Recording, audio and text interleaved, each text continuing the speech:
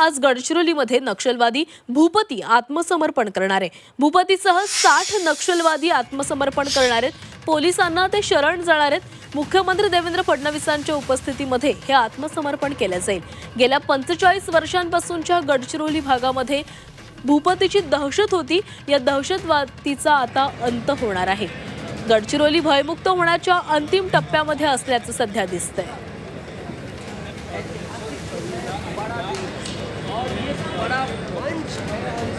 तर मुख्यमंत्री गडचिरोलीमध्ये दाखल झालेले आहेत। मुख्यमंत्र्यांच्या उपस्थितीमध्येच भूपतीसह 60 नक्षलवादी आज आत्मसमर्पण करणार आहेत। त्यामुळे नक्षलमुक्त गडचिरोलीच्या दिशेने आता हे महत्त्वाचं पाऊल मानलं जात आहे।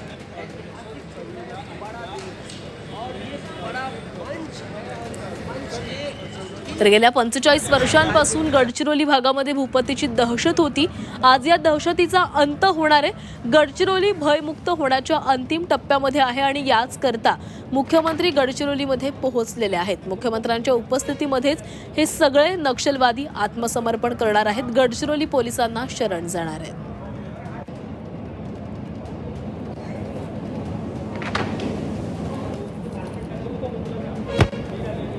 आणि त्यातून आढावा घेतलेला आहे आमचे प्रतिनिधी आशिष अंबाडे यांनी।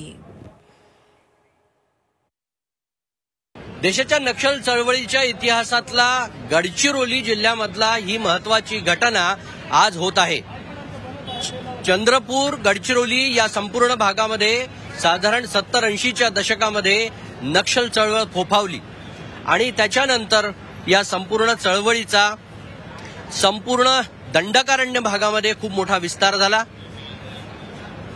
केंद्रीय गृहमंत्री अमित शाह यांनी 31 मार्च 2026 पूर्वी संपूर्ण देशातून नक्षल चळवळ निखंदून काढू अशा पद्धतीची भूमिका घेतली आणि त्याच्यानंतर खूप मोठ्या प्रमाणात केंद्र सरकार असो किंवा राज्य सरकार असो त्यांच्याकडून एकीकडे नक्षल बिमोडासाठी ऑपरेशन सुरू झाले, तर दुसरीकडे आत्मसमर्पण योजना आणि त्यांना उत्तम पुनर्वसनासाठीच्या संधी देखील दिल्या गेल्या।